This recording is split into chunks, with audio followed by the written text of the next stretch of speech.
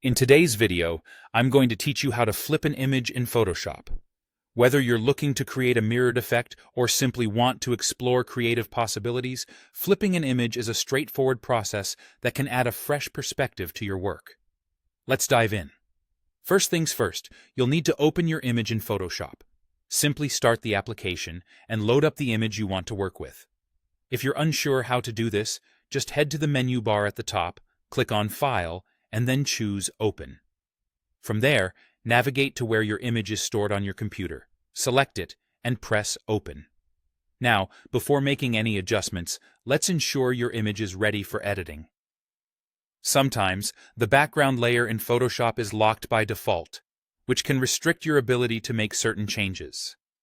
To unlock it, you'll need to double-click on the background layer in the Layers panel. This action will prompt a small dialog box to appear. Simply click OK, and you'll see that your background layer is now a regular, editable layer. Great! Now we're ready to move on to flipping your image. Next, go to the top of your screen where you'll find the menu bar. Click on Image, and a drop-down menu will appear.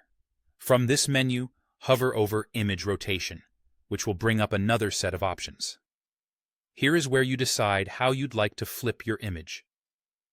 You have a couple of choices, each producing a distinct effect. If you select Flip Canvas Horizontal, your image will mirror from left to right. This action essentially swaps the sides of your image, giving it a horizontally reversed look, which can be quite striking. Alternatively, if you're more interested in flipping your image from top to bottom, you'll want to choose Flip Canvas Vertical. This flips the image upside down, swapping the top for the bottom. Whether you're working on a creative piece or just experimenting, this effect can introduce an intriguing variation to your work. Once you've made your choice, you'll notice that the entire image flips according to your selection.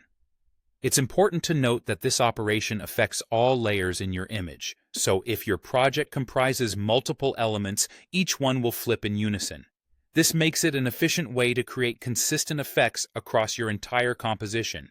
And there you have it. With these simple steps, you've successfully flipped your image in Photoshop.